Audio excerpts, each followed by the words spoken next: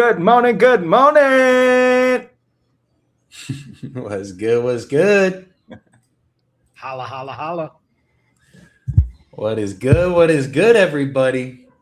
Happy fucking Friday, guys. I hope you're all having a beautiful week, crushing your fucking goals and getting closer to your dreams. We're going to be doing a little podcast style. As you guys know, we're running up this podcast now.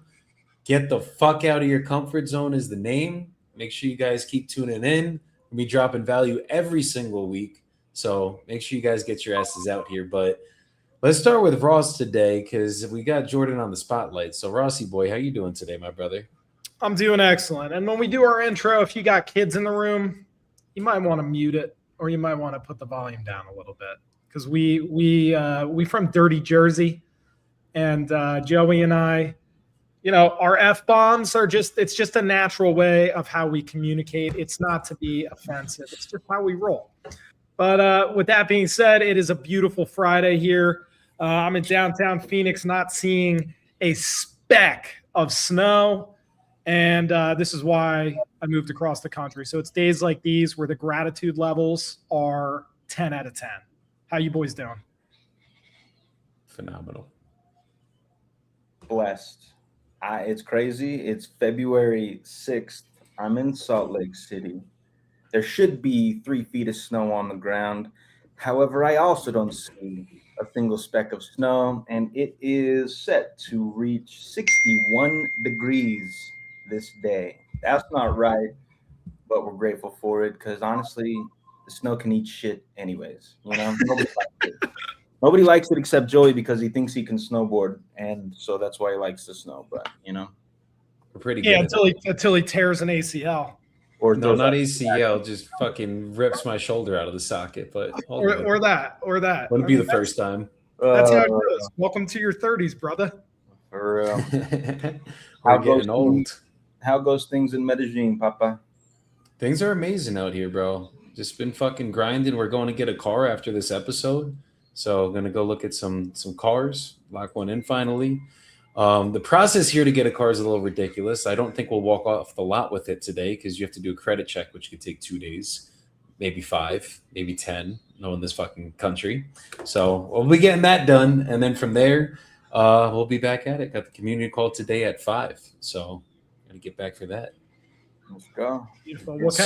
What kind of vehicle you got? 1993 Toyota Tercel, or what are we working with? Now we're gonna get a 1845 Toyota Prado if they even existed back then.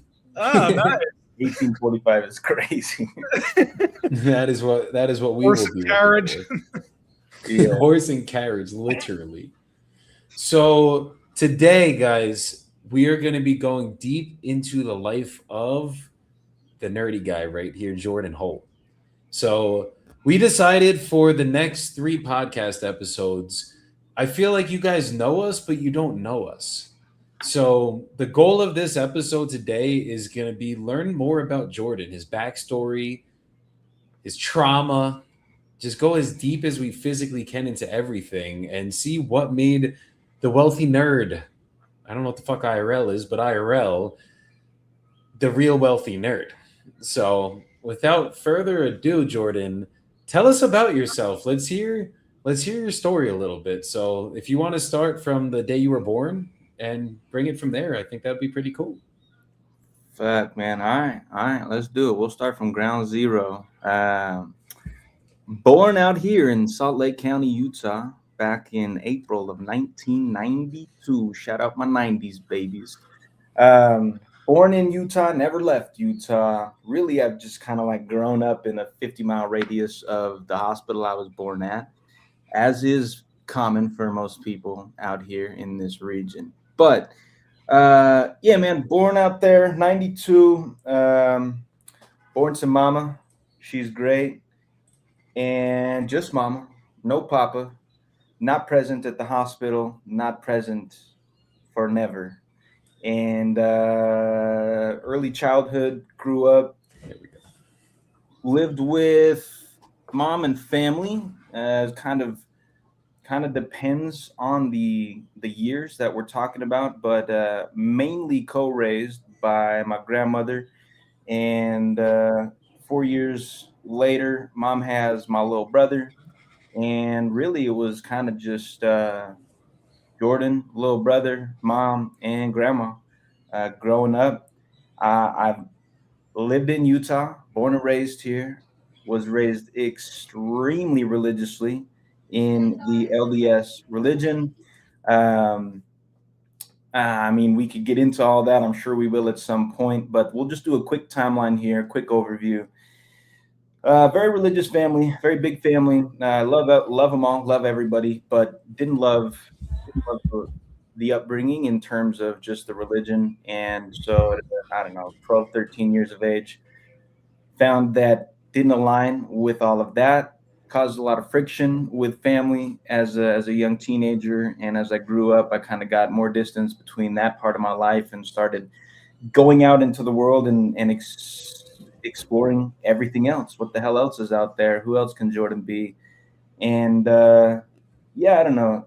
Just never fit in with the religion all through school. Growing up as a kid, never really fit in there either. Hated school. Was really good at it. Fucking didn't fail many tests. Just couldn't stand being in the classroom. Couldn't stand being taught by teachers. Always been a bit of an outcast. Not victim shit here. Just is what it is. But as you can imagine, in Salt Lake City, Utah, I'm usually the only man or kid that looks like this with this skin tone in the classrooms, in the Sunday school rooms, in the church house, in the school. And didn't fit in with the school. I didn't fit in with the people. I didn't fit in with the religion. I was the fatherless kid, right? So it's kind of an outcast story. You know what I mean? My upbringing. And then got into high school. I was an athlete forever. So it wasn't just religion. We also played a lot of sports. I played basketball growing up, baseball growing up. I always tell people if I was 6 inches taller, we'd be in the NBA right now. You know what I mean? Holla at me. No, but seriously, just every inch matters, right? I'm saying, man, I got the short end of the stick in the height regard, but we almost made it to 6 feet. Maybe one day we'll grow that extra inch and we'll call it 6 foot. But Jordan's been trying to grow that extra inch his whole life. Been trying, man. Really been trying. We wear platform shoes sometimes just so I can say I'm 6 feet in certain rooms. But yeah, we never quite made it there. But a lot of religion, a lot of sports. Didn't love school. Hit high school. Played a lot of baseball in high school. Wasn't fast enough to play high school basketball. So the 9th grade coach said, best point guard on the court, you're too slow, bud. And so played baseball up until like late junior year. And then had a buddy introduce me to the friendly plant known as cannabis. Met my friend Mary Jane at the age of 17. And life took a turn at that point. Not necessarily negative or worse, but negative or worse. That's not what I meant. Negative or positive. But introduced to cannabis, smoked every day from that day until really about 2 years ago, and been grappling with that over the past 12 months. And then kind of, I don't know, man, fell in love with a girl and graduated high school after some theatrics and some fireworks senior year. And then what were the theatrics and the fireworks? Well, that's a good story. I'm not a fighter, right? I was raised by a woman who helped me understand that most situations can be resolved through communication with my words, right? My mom never told me go fight your bullies. Love her for it, actually. It helped me develop strong conflict resolution skills verbally. So I don't really need to fight or get violent or whatever. But it's crazy. There was one kid. It was a lot of shit. He tried to fight me a lot of times. One day I just decided let's fight. And then that fight went in my favor during the scuffle, but then not in my favor post-scuffle, and got into a fair bit of trouble. I actually got banned for life from my high school grounds. And so I didn't get to walk with my graduating class. Who gives a shit? Not me. My mom probably did, though. So sorry, Mom. Love you.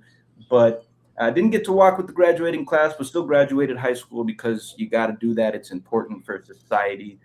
I need jobs, so I need to have that, whatever. And so graduated high school. I fell in love with this girl. It's my high school sweetheart, still my wife to this day. Love her very much. But an extremely unexpected occurrence happened, and we got pregnant. Well, she got pregnant. And at age 19, I became a father. And that was probably the most pivotal point in my life, especially as an adult, right? It was crazy because I never had a dad. I never had a father. I know shit about being a father. I didn't have the playbook. I never watched anybody do it. I had some uncles that I grew up pretty close to. Mormon families are a pretty close unit, but it's just not the same, you know. So I did have some semblance of an example, but brother, I had my first daughter, and I didn't know what the fuck was going on. I didn't know what the fuck to do, but everybody expected me to know what to do. And as you can imagine, as a 19-year-old kid, as I was at that time, that's a lot, man. It was heavy. And so it took me a few years to really digest that and get myself into a place where I could be the present father that I am today. It was a really scary time in my life. I know there was a lot of expectations I wasn't living up to. That translated into me escaping a lot and partying a lot. Um, but the positive that came from that experience is at age 19, and it wasn't even like the first time I laid eyes on my eldest. It was, I will never forget the phone call, right? I was at my mom's house and I got a call from my wife, then girlfriend. And she's like, I have to tell you something. I was like, what's up? For some reason, I just knew. She's like, well, took a pregnancy test and I'm pregnant and it's yours. And I was like, holy shit. I was like, okay, hung up the phone, told mom, expected to get yelled at. She just hugged me, said, it's all going to be good. I'm here for you. We got this shit. Shout out to moms. But in that moment, I knew I could not live life like everybody else. I couldn't do what I watched my mom do. Grateful for what she did because she always held it down for my brother and I, as well as my grandmother. But she just worked a 9 to 5. She worked for American Express for 30 years.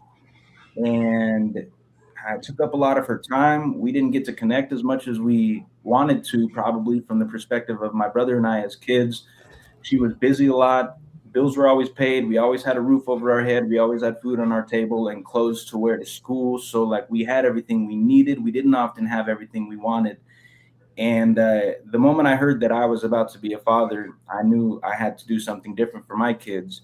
In that moment, on that phone call, that is when my entrepreneurial journey started. I also didn't know anything about building businesses, starting businesses, being an entrepreneur, but I just knew that I had to do something different. So from that point on, leads me into, we'll call it the decade of my 20s. Wild journey. A lot of different businesses were attempted. At one point, I was running a small music studio in Salt Lake City, living in a warehouse, running the studio out of my bedroom.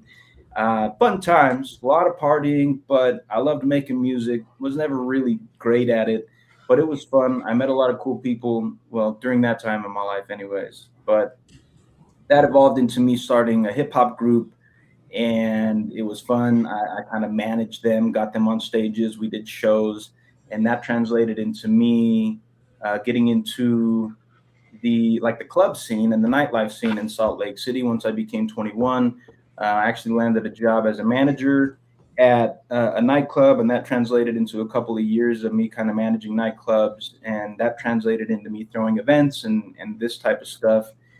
And then randomly, just one of the people that I was working with at the warehouse, he was actually the owner of the warehouse. He was a videographer, but then we all got into creating clothes for an event company out here in Salt Lake. And I decided I really enjoyed that. I thought that was cool. I learned how to actually screen print T-shirts on a 4-way screen press. And so we would sit in this sweaty building, screen printing all of the apparel, and then we would go, and I became the manager of the the apparel line for the event company at their shows. Quit doing that because they were like, oh, well, here's $500, and I made them like $6,500 in one night. They cooked me a whole crumb, and I was like, nah, you guys are crazy. That's wild. Not only am I making all your clothes, I'm running the sales team, selling all your clothes at your event. I'm running your booth. I was like, I'm out. Fuck that. No thanks. Appreciate the experience, however. And then I went on to build my own clothing brand. And I've been on that journey twice. I had a brand called Astro. I had a brand called Lunar. Realistically and humbly, I do think those brands would have gone somewhere. However, at the time of my life, I was partying heavily. And being the people person that I am, I would show up to the party with a trunk full of apparel. And that translated into free parties for Jordan. You know what I mean? Like, oh, you want me to buy that? Well, I want to do that. How about make this T-shirt instead? And like, that's kind of, that free was, what for Jordan? Huh? Free what for Jordan? Free drugs and alcohol. Oh, free drugs. Okay. Yeah. Free substance, free party extracurriculars. And I would just trade my clothes for the party. And it was fun. It was a fun time in life. But obviously, as you can imagine, that financially ran those businesses into the ground. But listen, man, I learned a lot through all of that. I had a lot of fun. I developed some skills as kind of a designer. It really got me into my creativity. I mean, my whole decade of 20s was just me being a full-fledged creative visionary. And it was fun, and I learned a lot, and I was able to bring a lot of that into what I'm doing now. And so I guess what also happened in my 20s is a lot of mental health bullshit, right? Being a young father who didn't know what the hell a young father was supposed to do led to a lot of toxicity in my relationship at that time. And I found myself in the psych ward of a hospital at 3 points in my 20s. And I ended up with a mental health diagnosis of severe recurring bipolar disorder, severe recurring depression, severe recurring anxiety, and severe insomnia on the back half of my 20s. I think around 27, 28, it was like my last stint in the hospital. And I was like, listen, we ain't doing this anymore. So I got on medication, right? They told me, like, brother, you got these conditions. You need to take these pills. And so I said, yes, sir, Mr. Doctor, sir. Realistically, I mean, listen, at a couple points through all of this turmoil in my 20s, admittedly, I was a little bit suicidal at times. I didn't want to fucking be here. I didn't fucking have the answers. I didn't know how to get the answers. And there were certain times I was like, brother, it'd be easier to just not be anymore. So partially for myself, I decided to get on these meds to get myself out of that mentality. And I did, and it worked. But also I knew that I was causing a lot of pain and turmoil for the people that I loved around me, who cared about me, watching me go through all of this. That being my wife and my mom and my grandma and my brother, etc., and probably my daughter at certain points. So got on medication, and it did pull me out of all the bullshit. And I was on meds from like age 27 until age 33, until last year, at the end of last year, when this crazy bald guy with a beard told me, brother, get your ass out to Colombia. And I flew out there, and I was introduced to a whole new idea of medication and health and mental well-being. And we could get into that as well. But I got off all the meds. I haven't taken a single medication for, I don't know, since like September. And I've never felt better. I think the diagnoses were incorrect. I think I was just a young man going through a lot of bullshit, and I didn't have the emotional capacity to deal with all of it. So I reacted poorly. But as an entrepreneur, for 2019, I spent a whole year trying to learn how to trade stocks. Learned a lot. It was fun. Didn't ever make any money because that shit's hard. Shout out to anybody in the markets who is consistently making money. My hats are off to you. We'll get back to it at some point because I really enjoy it, but we just need the cash reserves. That led me to wholesaling real estate. I was camping with my family and my wife's family, and around the campfire, my father-in-law one day he just suggested, he's like, have you ever heard of wholesaling real estate? I was like, no, sir. What's that? I mean, I've always thought it would be cool to be in real estate, but I was a broke kid. I couldn't afford that, right?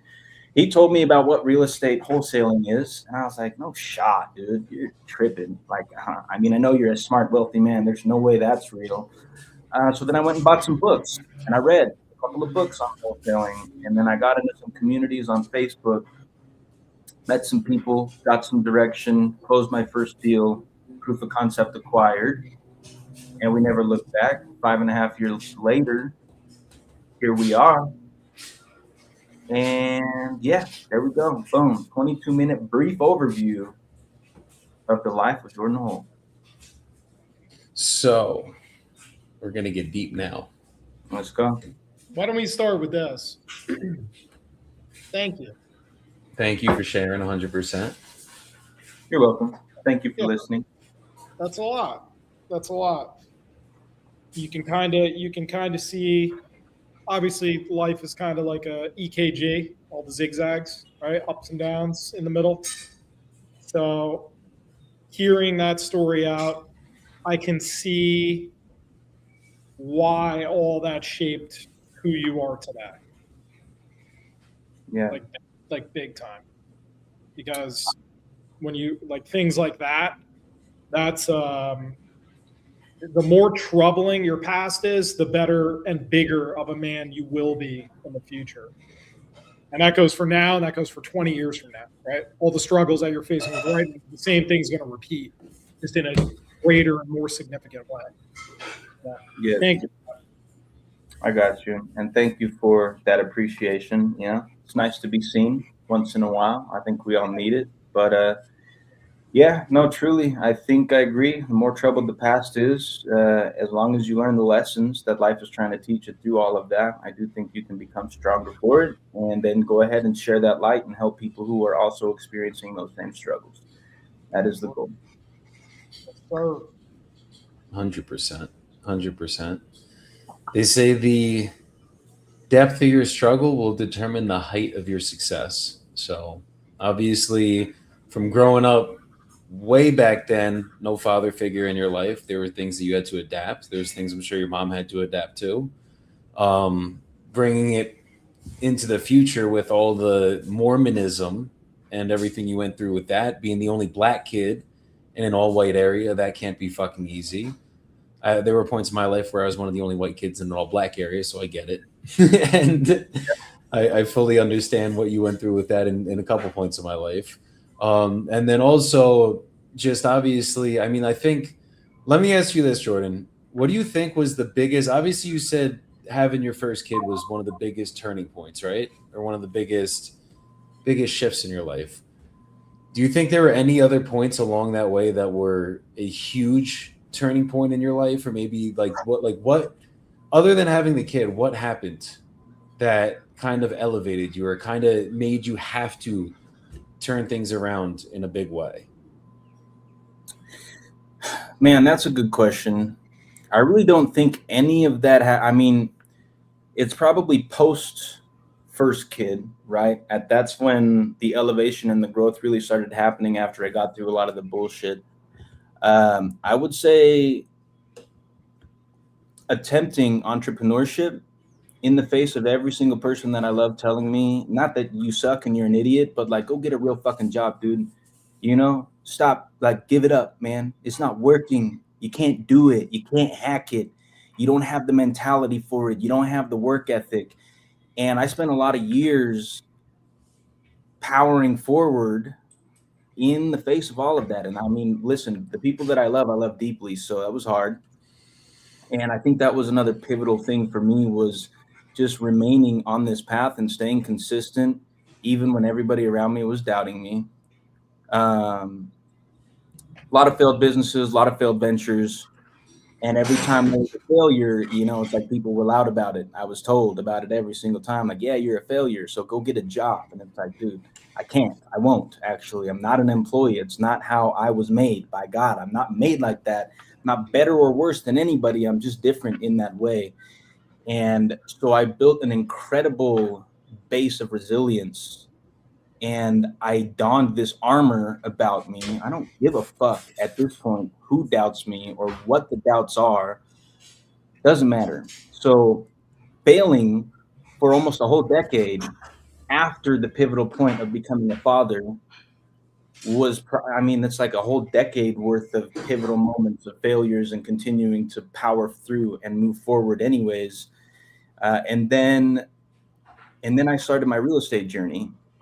And that was probably the last most pivotal point for me as a man, as a provider, as a father, as an entrepreneur, because then I started to click and things started to work. Then checks started to hit the bank account. Then people were still doubting. I mean, people are still doubting today, to be truthful. But then I started to feel more confident.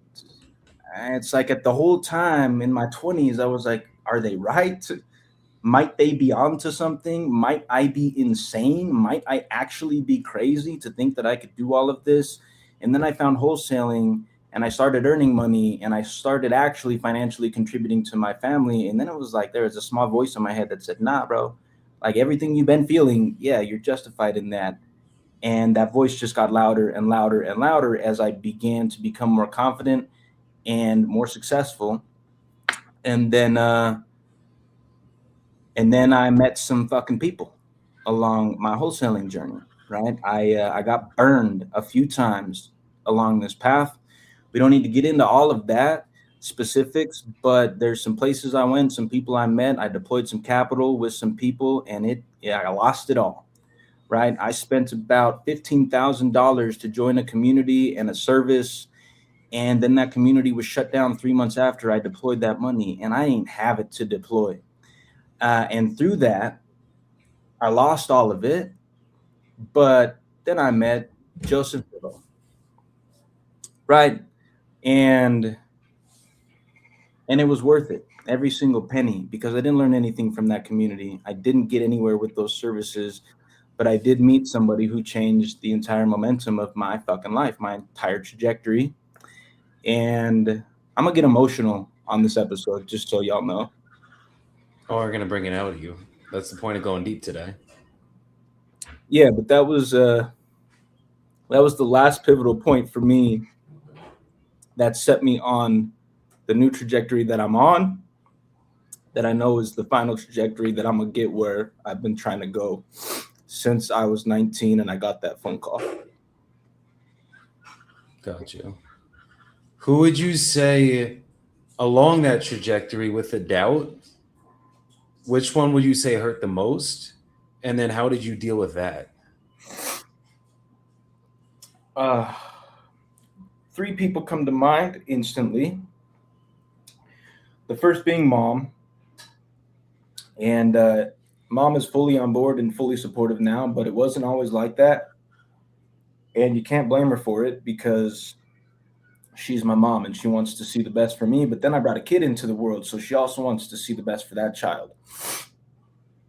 That was the first and that was the hardest. The second would be my wife. Through my 20s, we were tumultuous, we were toxic, and you also can't blame her because she was the mother of that child that I brought into the world. And she provided financially for that kid for the majority of realistically my adult life.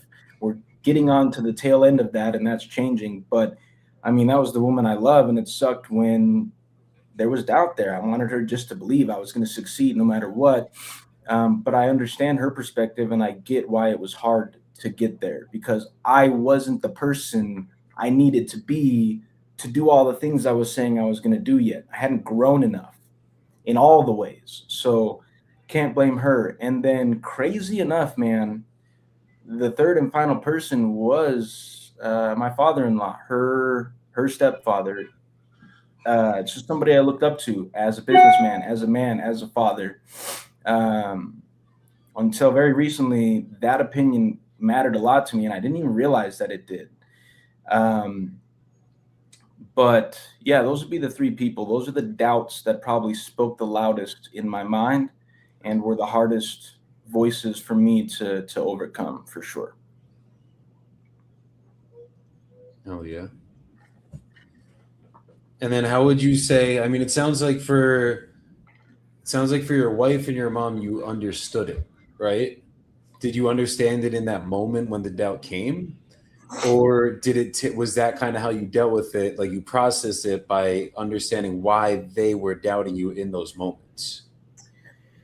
Brother, I don't think I understood it until maybe the last 6 to 12 months, if I'm being totally honest with you. It took me a long time to understand it, and that's a crazy statement because I'm not somebody who has a hard time understanding much. That's a completely humble statement. That doesn't mean I know everything. It just means when I hear things said to me, I'm usually pretty good at wrapping my head around that, even if it requires me putting myself in their shoes. But I've never had the perspective of being a parent, so I couldn't see through my mom's lens. I can now because I'm a parent going on 13 years, almost 14. And then with my wife, I really couldn't see it until very recently because I just had my head down and I was just trying to figure it out. I was just trying to win. And I was like, babe, can't you see I'm busting my ass every day? But admittedly, there were a lot of times, even though I said I was chasing all of this shit, brother, I would sit down in my room and play PlayStation for 6 hours a day and smoke weed all day. So she's like, cool, you say you're going to be a multimillionaire. I love that. I love that you have vision and you have passion, but how are you going to do that when you're on the game for 6 hours a day and you're smoking a fucking ounce every month? Right? And all I wanted to do was fight with both of them through all of that and say, no, but I got it. I'm different. I'm special. I'm going to figure it out. Right? And it wasn't until I fucking removed myself from myself, right? I was in my fucking way. And they saw that the whole time. I couldn't see that. But also, neither of them could ever tell me that. I was extremely bullheaded and stubborn through that period in my life. It took me meeting somebody like yourself, my brother Joseph, to be like, bro, you're the fucking problem. You are your problem. Get the fuck out of your own way and watch everything go exactly as you've been wanting it to go for the past decade plus. But it's like they could never tell me that because it's like they were too close to me. I was too close to them. There was too much love there. And every time they said it, it felt like a deep insult. It's like it wasn't just a surface wound. It was like they were taking the dagger and sticking it right in my heart every time they said, no, I don't think you can do this. And realistically, they might not have actually said it in that way. It was just, like maybe you should consider plan B. Maybe you should have a plan B. And I'm the type of way I'm like, I'm a fucking plan A or nothing. That's how I know you have to win. I can't entertain plan B because as soon as I do, plan A fails. It's inevitable. It always happens. What was leading you to smoking so much weed on a daily basis at that point? When you were playing video games all day, you thought you were grinding, but you're literally being a bum on the couch. What do you think led you into that? Or what do you think, like at that moment, right? Where was your head at with that? Like, what was your justification for it? With hindsight perspective, I was just running away, man. I was running away from all of it. It was all very heavy. I got to be this dad. I got to be this man. I got to be this provider. And I've chosen this path of entrepreneurship. So I also got to fucking build $1 million businesses because, bro, I used to tell everybody when I was doing the music shit, I was like, I'll have $10 million in my bank account by the age 25. And then I would go and spend every dollar that I had on the next sack of weed or snort it up my nose or drink it out the fucking bottle. And people are like, yeah, cool, you say that. How the fuck are you getting there, Jordan? Are you selling drugs? Because if you're not, I really don't see the path, my brother. But at that time, I was so fucking inebriated constantly. I was so emotional and I was so defensive that nobody could tell me shit. The only people I listened to were the other people with me on this fucked up path. And all they did was encourage my poor behaviors. And then vice versa, I would encourage theirs. And it was just a fucking spiral of negativity and inebriation and intoxication. And I fucking smoked every day because as soon as I hit that pipe, as soon as I hit that bong, as soon as I inhaled that fucking joint, I forgot about all of it. I didn't have to think about it. And then I was like, oh, everything's all good, bro. It's all good. Let me turn on the PlayStation and talk with the homies while they're smoking on the other end of the fucking microphone. And it's like all of us are just numbing life together and then fucking playing video games for hours and hours and hours because sitting in sobriety and facing life, it's hard. It's not easy. It's not where I want to be. I know everybody around me is disappointed. I know I'm letting a lot of people down. And so I'm going to smoke about it. And at a certain point, I was extremely addicted to fucking cigarettes, brother. I smoked my first cigarette when I was 17, and I didn't stop smoking cigarettes until I was like 25, 26, 27 years old. I got up to, I don't know. I just had a lot of dependencies on a lot of substances, a lot of vices, because I'd smoke a cigarette and I'd feel less stressed. I'd smoke the joint and a cigarette and I'd feel doubly less stressed. But then it's just because I didn't have to think about anything. I didn't have to face anything. Got it. Ross, you got anything? Looking back at it and what you do now to handle stress, what was the biggest light bulb moment that you kind of realized where you're like, cigarettes actually cause me more stress and anxiety. Weed actually causes me more stress and anxiety. Booze actually causes me health issues, and then I can perform at maybe 40% if I'm lucky the next day with the hangover. And then I'm at a low frequency. Coke, I mean, you know what that does to your brain. It turns you into a fucking psychopath / numb. Yep. So what do you think was your biggest kind of light bulb moment? Obviously, it was more recent, probably than the past couple of years, if not last year, 6 months even, right? What was the trigger, or what was the moment of wake up that happened? Was it a moment? Was it a saying you said to yourself? Was it something that someone else said to you? Was it an emotional shift? Like what? Yes, there are a lot of pivotal moments, but like what went on in your brain? Like what caused the level up inside? I actually love that question, and it's an interesting answer because it was like a gradual cascade, substance by substance, right? I didn't quit everything at once. The first vice to go was the nicotine and the cigarettes. I think the light bulb moment for that was I watched my kids get older, and my kids kept getting older. And the older they got, I'm like, dude, I want to die from lung cancer at age 47 and leave my kids without a father for the majority of their adult life? No. Also, I was a fucking fiend, bro. I would fucking get into my kids' piggy banks, admittedly, to fucking buy a new pack because I was broke, but I needed to fucking smoke because life was too much, right? So the pivotal point with cigarettes was I don't want to die. I don't want to die early from fucking lung cancer and fucking health complications because I need to be there for my kids and my wife to support her while we raise these children into adulthood. And then I think actually that's probably when parenting gets really hard, is when your kids become adults. And I need to be there for that. So with nicotine, that was it.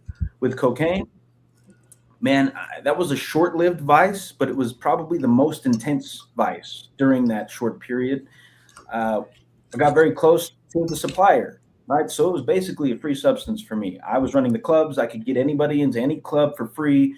And as a result, and in exchange, I would get free blow.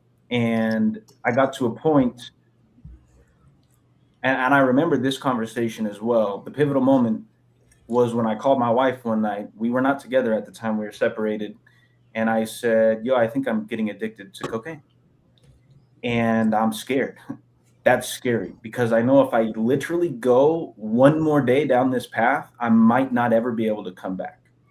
And I really leaned on her to support me out of that habit. And that required me completely distancing myself from that entire crowd of people, deleting social medias, all of it. I might have even changed my phone number at that time in my life because for me, if it's in my face, I have a really hard time saying no. So I have to get away completely. So shout out to my wife for letting me come to her in that moment and being the rock and the shoulder that I needed to support me getting off of that substance. Alcohol was never really a problem for me, brother. I hate it. I think it's fucking disgusting. Every time I drank a beer, I had to choke down vomit because it's foul. I don't know, man. I was not made to drink alcohol, but I developed an ability to squash down liquor, but I get sick all the time. So alcohol was never really a dependency or a problem for me. I just ran the clubs, I threw the parties, so I got free booze, and so I would drink while I did the blow, while we smoked the cigarettes and the weed. It was just a cacophony of substances. But the period where a cacophony, spell that. The period where I was doing a lot of blow, I was drinking a lot, and I did some research after getting out of that, and it's because there's actually a chemical reaction that happens in the body when those two substances are combined in the human body that creates a third substance. We'll get a little nerdy and scientific here. It's called cocaiethylene, and that is what people Cocaiethylene? Cocaiethylene. They get addicted to that. It's the combination, and then you add the environment into that, and that is what I was addicted to. It was like the party environment. So then I got off of that, and then I had one last demon to conquer. And this, I think, through all of the substances that I've ever met, was by far the most difficult for me to overcome, and that was cannabis. And listen, I was so fucking enamored by that substance that I would tell everybody I'm going to be the billionaire who did it while I was high. I was that into it. I'm gonna prove everybody wrong. Potheads can get rich too. And like, listen, are there fucking people who smoke every day out there who are rich? Absolutely. We all know it. There's a myriad of ways to accomplish it. But dog, come on, man. D-O-double-G. I'm saying that's what I'm saying. But most of those people are in industries where you're kind of glorifying that substance. And I was not. I failed in that industry. So I mean, listen, man, Joe challenged me to stop smoking. What was it, the end of 2024? I think we went 6 months. And that was hard as fuck, man. And that was hard. And it's still, the light bulb still didn't go off because I was like, oh, I'm going to go 6 months. And then New Year's Eve, we're going to celebrate. And you said when you come out to Colombia is when we're going to celebrate. No. That was time number 2. Time number 1 was the back end of 2024. I smoked New Year's Eve of 2025. I was with my family at a hotel. You're right. To the face after 6 months, I went into the pool where my mom, my wife, and my kids were swimming, and I was 6 months sober. The fuck out. Blasted it, bro, and I was just sitting in that pool like Everybody knows, dude, I'm so high. I was like, I got to get out of here. So I couldn't even hang out with the family. It was just all bad. And then that kind of restarted the cycle, restarted the habit. I went to Mexico with the family and the wife, and then I was smoking there. And then I stopped for a few months. And then I don't even know when it happened, bro, honestly. But then I was just smoking again. And you were good until you weren't. So basically, last year, me and you were both on the same path. We quit weed. And then I did 75 hard. I stopped 75 hard. The day I stopped, I was on the top of a mountain, smoked weed with my fucking boys, and literally proceeded to go home to New Jersey for 2 months because I had to leave to go to New Jersey for, I think, to see my family and my visa. I didn't have a visa or any of that shit. And I fucking went back to smoking every day. And then you were going good at that time. You were still good. And then fucking after that, I think when I came back from Jersey, I quit again. Didn't go for like a while. And then you went. The next time was the trip when you came to Colombia. Yeah, it was pretty good. I started smoking again in Mexico in May, and then came home, and I think I stopped. And then, yeah, we hit Colombia, and we were like, I don't know. I think we were like, we're gonna smoke one time, or whatever. And I smoked more on that trip than I intended. And then I got home from that trip, and somehow again began to justify smoking again. And yeah, I don't know, man. And then, but then I wound up on a mountain in Guarne, and we we did a shamanic experience, and I revisited an old enemy, as I used to call it, being psilocybin and mushrooms. I had done mushrooms recreationally a few times growing up. I think the first time I did it was when I was like 17 in high school. I never had a good experience on that substance, but it was because of environment and just life and all of it. But I don't know, man. I really reconnected with myself, with my spirit, with source when we did that experience in Colombia. And then I came home and I think I still kept smoking. But New Year's Eve, the day before New Year's Eve, was the last day that I smoked. I haven't smoked since then. And honestly, man, I don't think we're ever going back. I think that final demon has been defeated and excluded from my life. We talk sometimes, and I'm like, man, when I got 10 million in the bank account, I'll celebrate with a blunt. But it's like, for what, man? For what? To get back into all of that? Nah. Actually, I think I'm really good on that. Not even interested. So I might like to live the rest of my life in sobriety, except for the occasional journey into my spirituality, facilitated through psychedelics. I feel you with that, my brother. I definitely feel you with that, and I will be on that journey with you, because fuck alcohol, fuck weed. But the only drug I've ever done, and I don't even consider it a drug anymore, the only plant I've ever taken that actually helped me and didn't put me in a worse place after has always been mushrooms. So as long as you're using it and you're not abusing it, right? And you're not, and the thing with mushrooms, at least for me, I can't fucking trip and then go trip next week or next month. Like, I have done a couple trips recently, right? But like, you get to a point where you're just good. And it's not an everyday thing. It's not affecting your. It's weed. I smoke once, and I'm fucking right back in the next day. I want to smoke. If I go on a trip and I go deep, I do not want to take mushrooms the next day, No. or the next week. Like, we're good. Isn't there something with psychedelics where, because everything is so vivid and you're on such like a crazy out of body experience, that it just almost overloads your system, where you need time to kind of decompress because it was like too intense? Dude, if you go deep enough, yes. When we were in Carne, I told the shaman, listen, I'm scared of this substance. I'm coming off of these antipsychotic medications that I've been on for the past 5 years.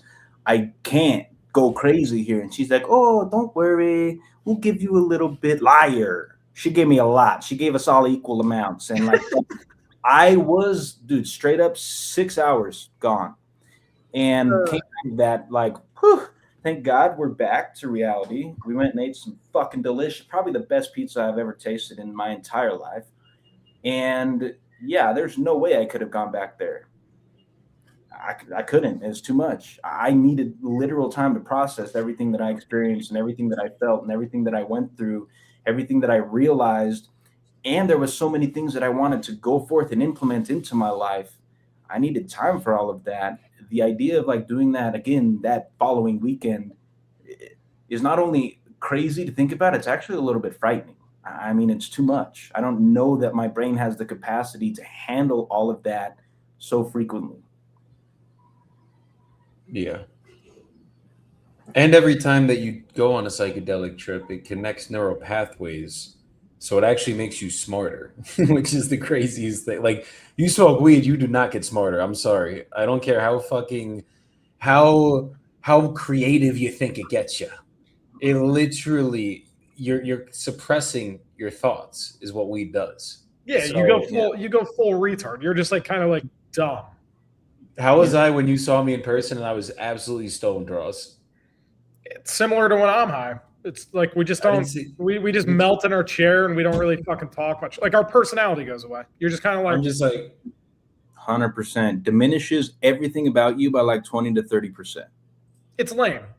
It's fucking lame. Yeah, it's fun and funny on occasion, but like, I've never woken up the next day where I'm like, I'm damn proud for getting high yesterday. Never. Drinking has resulted into some pretty wild fun scenarios, met some really cool people, created a lot of new friendships, met a lot of lovely ladies. So alcohol, but I was a drinker. Like you're Utah stoner, I was Jersey fucking drinker. We just drink. That's it, just all the fucking time. That's your Jersey. Yeah, well, I mean, I was both. Grew up in a bar town. What do you want us to do? You grew up in fucking Morristown, bro. You can't like literally. He was bred to fucking go to the bars. Yeah, and we were good at drinking. Like you were bringing up, like you get sick, and I'm like, you have like 15 shots, no problem. Or just drink liquor, like mixed drinks and shots all night, no problem. No, boy. I think I threw up from drinking in my drinking career, which is like 25 years. I think I threw up maybe 5 or 6 times. That's crazy. I'm probably a 70% solid. I'm getting sick, and I will be vomiting at some point tonight. No, could be later after everybody goes home, and I could hang because I had to be cool, right? Don't be a pussy. Take your shots and fucking don't be weak. But then I'd go home. As soon as I get in the door, fuck, dude, this shit sucks. And then you wake up feeling like shit the next day. And I'm like, this is literally my least favorite substance, actually. I do not like it. I mean, yeah, there is like, it has been proven with like certain chemicals and how it reacts to like not only your personality style, but your actual just genetics, that some just work for you. Yeah. Like me, like, I don't know, I just fucking love tequila. Like tequila and I.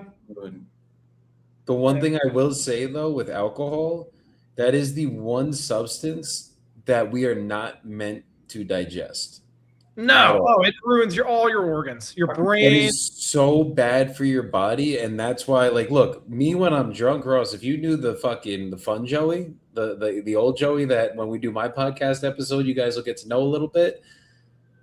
I was a fucking blast, brother. Like, I'm already the life of the party sober. When I was fucking drunk, bro, it amplified everything. So and then mix other things, which we'll get into in another episode. I was fucking a blast. Mm-hmm. But the next day, destroyed for probably a week. Literally. Oh, yeah. And you're brain dead. It's at least 4 days of recovery. You rinse and repeat that. Like, it was like a decade or more that was just deleted. Like, there was so much that could have been done. You would have been in a much different spot than you are now. You look at the youth now, they don't fucking do anything. They don't even fuck. Like, they're just like, I'm sober and I'm asexual. I'm like, imagine what. And I'm a woman, but I want to be a man. We'll get us canceled here, Joey. My bad, guys. But yeah, it's just so different. And like these kids, how many millionaires are created every single day? That's gonna like 100x soon with the way they're living their lives. Now, I thought it was fun. I don't really regret it. I don't regret it. Yeah. Had I had been not the degenerate I was at my younger ages, and I needed to get it out of my system, because I think if I wasn't that then, and I did get the money, trouble. I don't want to know what I'd be doing now. Living in fucking Medellin with them. God damn, I would be the worst degenerate. So we all go through everything for a reason, guys. It's all part of the fucking process, and we kind of have to. So let's keep breaking Jordan down for a couple of minutes. And I know Ross got to get out of here soon, and I'm going to have to get out of here as soon as we're going to get the car. But let's talk about the psych shit really quick, because that's one of my favorite parts of Jordan's story that I think personally is going to help a lot of people. And I've dealt with it in my family. That's why when Jordan told me about it and we talked about it, I kind of was like, brother, it's all in your fucking head. But I kind of want to break that down a little bit. So what happened when you went through these psychic manic episodes? And then let's go deep into that really quick before we get the fuck out of here. Yeah. No, I mean, High level, without getting too personal, because this is also part of my wife's story, and I don't want to, we'll keep it high level enough, but we'll just say we were just toxic. We fought a lot. We had very differing views and differing opinions. And listen, I got it. Nothing ever got physical, right? And that's not who I am. But right with her, but like with myself, I did absolutely. So we'd get into fights. I'd get manic for real. And I mean, dude, one time the cops were called because she was feeling fearful for me and what I was going to do to Jordan. So the cops came to my circle, and brother, I walked out there with 2 knives in my hand, and I looked down the barrel of a shotgun, and they said, "You better put that shit down, sir." And it was like one of those moments I was like, holy shit. It's like I had a moment of clarity in the mania, and I dropped the knives, and I was like, I could get shot to death right now in front of my house. Well, I don't know what the fuck's going on, but it ain't good. So I got arrested, detained, and taken not to jail, brother. Like I've been in a jail cell one time for like 6 hours, and it was at the end of an episode where things got a little physical with my brother. He came over, and I was just being wild, and he fucking subdued me. But then the neighbors didn't like that, so I did go to a jail cell once. But I've been detained 3 times and held against my will, but not in prison or jail, at the fucking hospital in the psych ward on a pink slip. And the crazy thing about a pink slip, bro, is they could have kept me there for 7 years if they wanted to, if they deemed it necessary on that pink slip. It gives them full fucking control over Jordan until a doctor signs me out of that psych ward. And so manic episodes would happen. I would get detained, never arrested and taken to jail, taken directly in the back of an ambulance to the hospital, put in the psych ward with people who were actually fucking insane. Like, bro, some of the people I met up in there, man, wild, crazy experience. And what I became the most afraid of was not jail. It was the psych ward. I don't ever want to fucking go back and be locked in a hospital, because in there they get to shove down as many fucking pills and medications into my body as they see necessary. And if I do not comply, I will not leave. Right. So it's like, you have to take this, you have to swallow this, you have to let us inject this into your body. Or yeah, I'm gonna keep you here for 6 more months, Jordan. What do you want to do?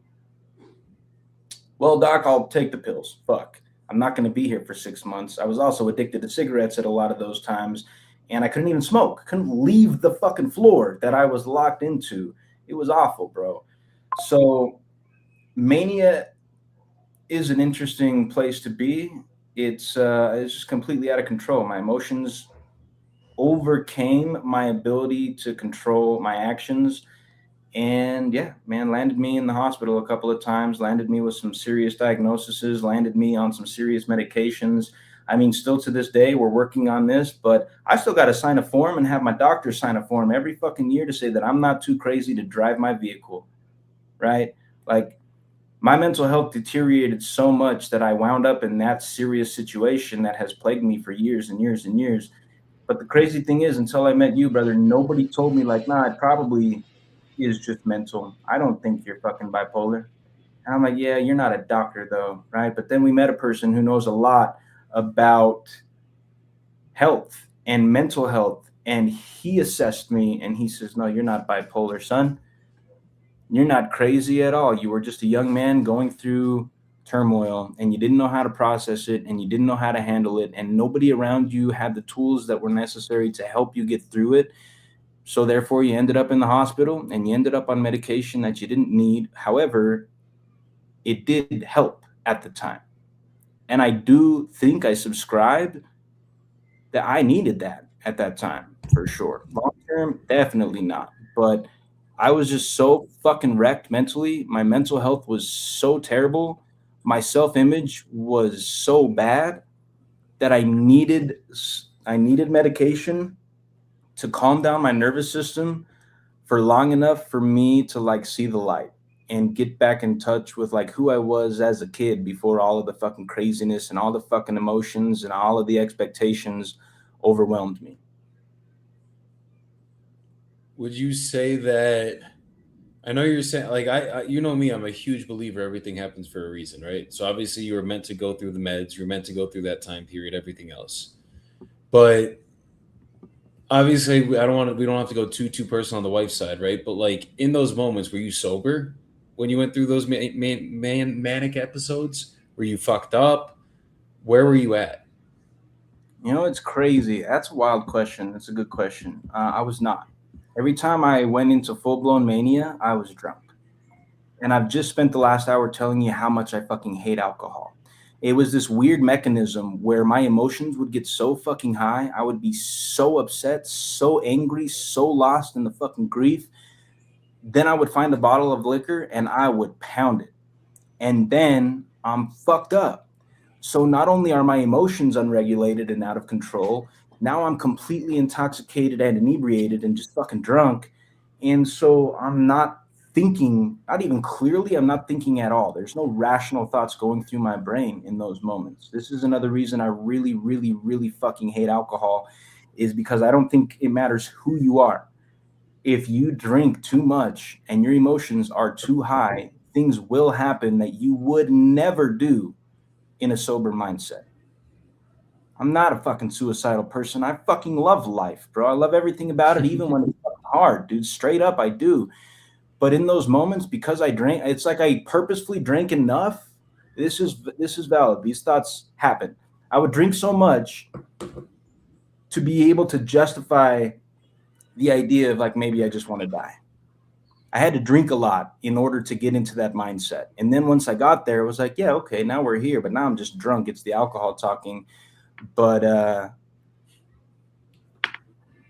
you know, so no, I was never sober in mania. And I was always high also throughout all that. I just smoked every day. So the cannabis also played a part in that. You mix the cannabis with the alcohol, with the insane unregulated emotions, and you find yourself in the fucking hospital on a pink slip.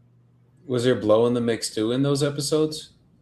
No, blow was strictly a party substance for me, and I never did anything crazy on that. You know, it's weird actually. Most people get all hyped up and wild on that. Um, it mellows me out for whatever reason. I do not get hyped up. I sit down and chill and smoke and talk a lot. And I'm a fucking yapper, and I extra yap when I'm there. But no, Blow never exacerbated any of the manic episodes that I experienced. Got it. Yeah, dude. I mean, I think obviously I psychoanalyzed you when me and you as a boys had this conversation. And my biggest thing is like in those moments you would get angry, your anger would get pushed, and then from it getting pushed, you would get more angry. And then you would get destructive and you would drink and you would drink and you're already angry drinking. So it's like there's no positive recipe there. Maybe you were drinking because you're thinking that's going to calm your anger, right? That was your vice in that moment. But you just kept drinking. And it's like, and then you go crazy. And then when you get to that point where you go fucking crazy, like, no shit, you're going to get into a manic place, right? Like, I think any human being that's listening to this, if you got angry or you already were in a fight with someone, for example, and you just keep getting pushed and pushed and pushed and pushed and pushed. And then I think if we go deeper into you as a person, like you wanted the household to stay together, to be a father for your kids. I know that's one gigantic thing for you. So that makes you go even fucking crazier, right? And now you're getting pushed and now you're mixing alcohol into the mix. Like, no shit, you got manic. But that doesn't mean that you are a fucking bipolar person, right? Because what bipolar disorder is you go into manic highs and manic lows, and like that lasts. Like it's not like I got into a fight and because I got into that fight I got angry, and then because I got angry I got angrier, and because I kept getting pushed I got even more angry and I went fucking crazy. It's like, brother, there's been times where I wanted to put my head through a fucking wall with certain fights that I've been in, right? And in those moments you would think I'm fucking bipolar with what the doctors would say. But if you were bipolar when you got off the medicine last year, you would have gone fucking crazy already. Are you crazy? Fuck yeah, you're crazy. I think we're all fucking crazy. But you're not crazy different than anyone else in this world. You're just a visionary and you have really big aspirations. And I think that's where you can get misconstrued as crazy. And then fucking, yes, you're passionate. So when you get angry, I think this is the issue with the mental health field, in my opinion, is like when you get that angry, like that's a human emotion. Like they basically say that when you feel emotions, you're not allowed to feel that shit. And that's the fucking problem right there. Like that is the biggest part of the problem. So yeah, bro, I think for anybody that's going to listen back to this in the replays, anything like that, I think you guys just got to understand that when you get put on like all these Xanax, mental health fucking things, it's just numbing the pain, but it's not fixing anything. It's the same thing with when me and Jordan went through smoking weed. Like, we used to smoke every single day and we would think that it was going to numb the fucking pain, but it didn't numb shit. I mean, or it did numb shit in the moment, right? You are fucking emotionless for a little bit, but nothing gets solved, which means the problem still exists. And if the problem still exists, you're forever their client. So it's like, I think that was where, I know you're saying, Jordan, that like, yes, in the moment, yeah, you should have done it because it calmed you down and blah, blah, blah, blah, blah. But like, obviously, I think you should have gone through what you went through. That's what put you here. That's what brought us together. That's what put you, like, you were meant to go through it. Otherwise, you wouldn't have gone through it. But I don't agree in the terms of like, no, some people need it because that is going to calm them down. No, I think if you're going through some shit, you need to deal with it head on. And when you deal with it head on, that's what's going to make the difference with you getting to a better place. If you don't deal with it, you will always have that problem. And that's the thing with trauma, because if you guys listen back to Jordan's story, there's a lot of trauma in there, right? There was fucking, you grew up without a father. That's trauma right there. You were only black dude in an all white environment. I'm sure there had to be trauma there. I'm sure there was bullying there. I'm sure there was a lot of it there. You fucking were never allowed to fight or never allowed to protect yourself. So the way you had to do it was with your words, which I kind of agree with. I'm a pacifist. I mean, I used to fuck people up back in the day, but you know, whatever. Didn't ever win anything. The verbal is what always wins everything. So don't think that fighting is the answer ever. But you look at the entire timeline, right, and all the story, and then you had a kid when you were 19. That had to be fucking traumatic in its own way, even though it was one of the most beautiful things that happened. There's still trauma there, brother. And you're 19 years old. You like that was not expected. So then you go into entrepreneurship and fucking you suck. You are a degenerate at the time. You're fucking taking drugs every single day. You're not the you want to be. Then you have everyone in your life doubting you. It's like, I mean, you take that whole thing, it's a recipe for an explosion. And then the explosion happens. And now instead of us, like society being like, no, this is normal, right? Like you should fucking react like this. Like, let's look back for a second and realize why the fuck is this happening. You get to the point where it's like, no, brother, like you were meant to explode in that moment, dude. You had so much shit bottling up. You're a father. You're trying to keep the family together. You're trying to get the business going. You have so much other shit happening in your life at this point, and no one's taught you how to deal with it. So the way that you dealt with it was you would take drugs, you would fucking get drunk, you would get blow, you'd go party, whatever it was, and then no shit, you fucking exploded. And I think you got to give yourself grace for it in understanding that, like, it's okay that you went through all of that shit. You were meant to go through all that shit. Yet again, the depth of your struggle will lead to the height of your success. So, like, that's why you're soaring so high now. But fucking, it's perfectly okay to react negatively or really badly when you never were taught how to react anyways. Like, that doesn't mean that you have a mental disorder and something's fucked up with Jordan. Like, we're all just fucking human, and humans are meant to deal with emotions and experience different types of emotions and go through all of it. So for the mental health space, that's why I don't agree with any of the fucking pills or any of it, unless maybe there's people that are bipolar. I haven't done deep research into this shit, right? But from what I know, with a lot of the people that I know that have the mental health issues, it's called unsolved trauma. That's what you had. And you're still working on it now. Me and you fucking go over this shit every single day. But that's why I had to solve a lot of my trauma to be able to help you. And now you've solved a lot of your trauma where you're able to help other people. And I see you doing it every single day. And I think that's kind of the biggest pivot was fucking 6 months ago for you in your life. I mean, literally, you are not the same person you were 6 months ago. That person at died. all. He's that dead. person, he died, bro. And it's like you shed all of it, and now you're at a point in your life where you're fucking just completely. You are literally a different person than the person I met. And then to go deep into the wife not believing in you, to go deep into your mom not believing in you. Like, me and you talk about this all the time, but it's not their fault because, bro, they knew you when you were a piece of shit. They knew you when your mom knew you when you were fucking born. So, like, she's known every single fucking version you possibly could ever be. Your wife knew you since you guys were in what, high school? Yeah, since I think I was 17 or 18.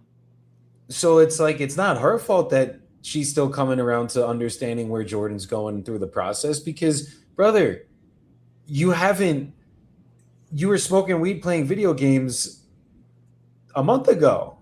You know what I mean? Like, there still are levels that you're going to have to climb now through this journey, but that's not a bad thing. Like, that's the point of life. That's the beauty of this fucking journey is like every single day you're getting a little bit better.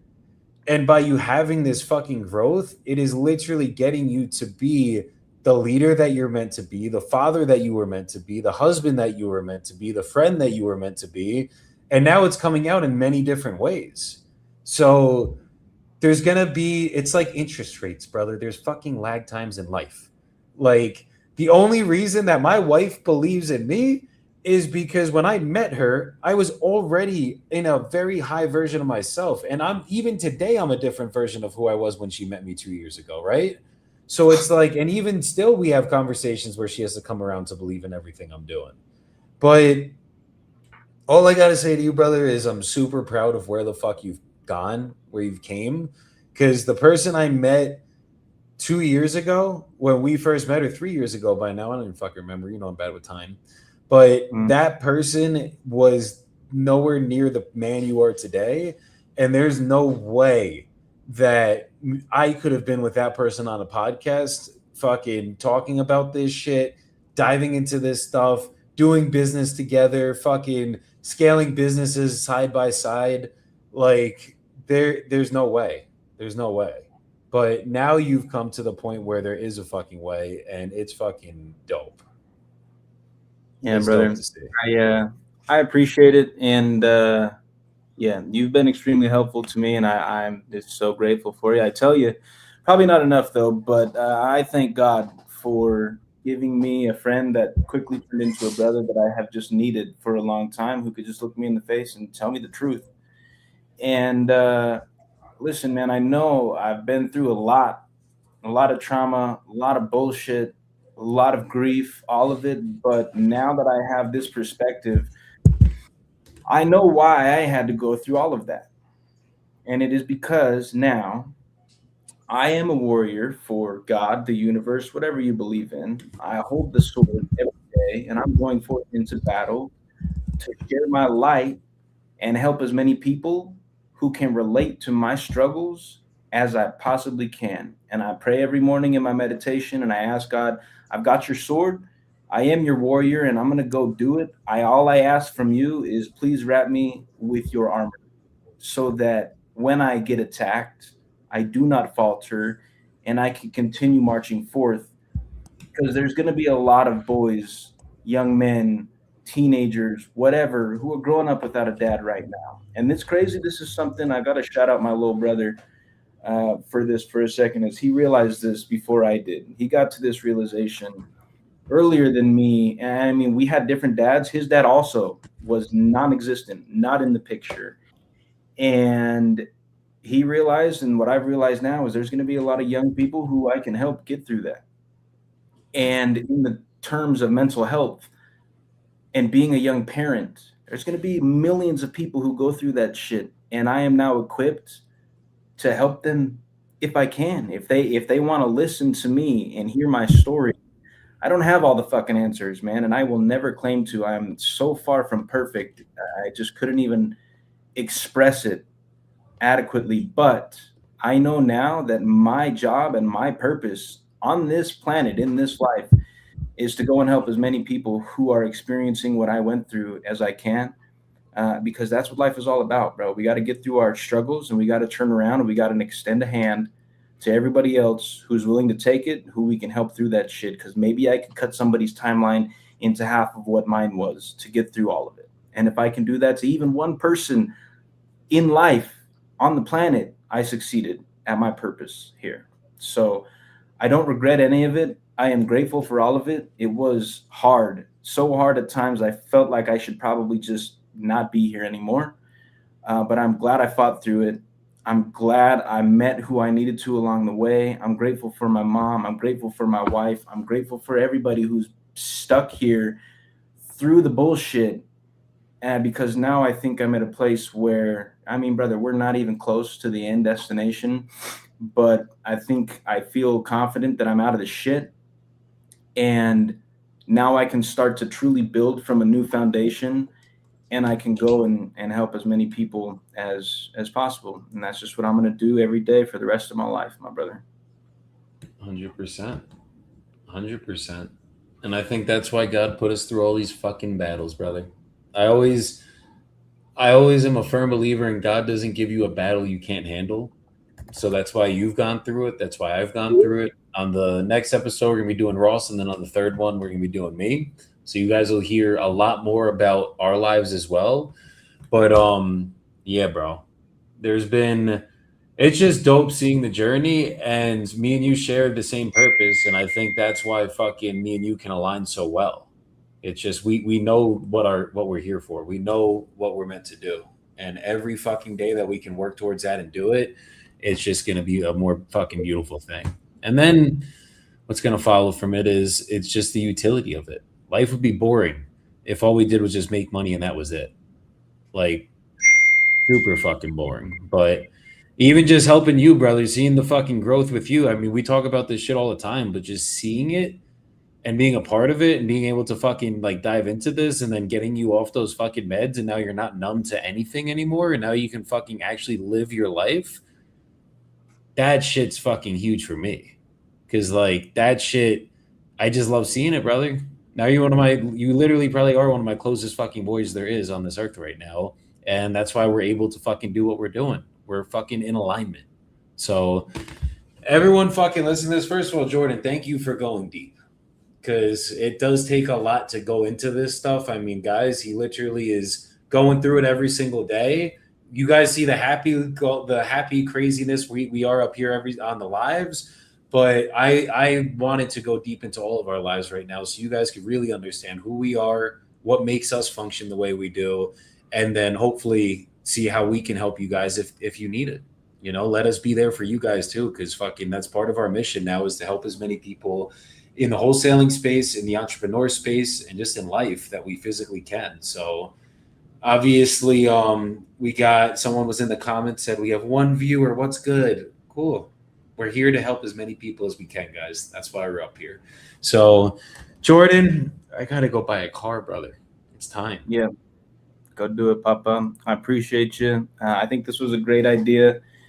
And listen, it was a little uncomfortable, and that was probably as vulnerable as I've ever been publicly on the internet, online, anywhere. And so I appreciate the opportunity to do it. I appreciate the questions. I feel better, and hope it helps even one person, because at the end of the day, that's it, man. If we could just be of service to anybody, then I will feel fulfilled as a human. So I appreciate you more than you know, my brother, and I'm excited to get into all of this with Ross and with you, my man. Let's get it, my brother. I appreciate you sharing today. And we will see you guys on the next week's episode. Stay tuned. We'll announce when it's coming out. And if you guys want to see the replay, we'll be posting it on our socials, on our YouTube channel. So stay tuned for that, guys. But make sure you guys get the fuck out of your comfort zone. You keep grinding, you keep your head down, and you heal your fucking trauma. Because if you don't go into it, you're going to end up on psych meds maybe one day. And we want to make sure that doesn't happen to y'all. So make sure you guys live your life to the fullest. Yes, sir. Well, my brother, much love to you. Much love to everybody out there. Go forth and conquer. Let's get it, guys. Let's get it. Peace the fuck out, y'all.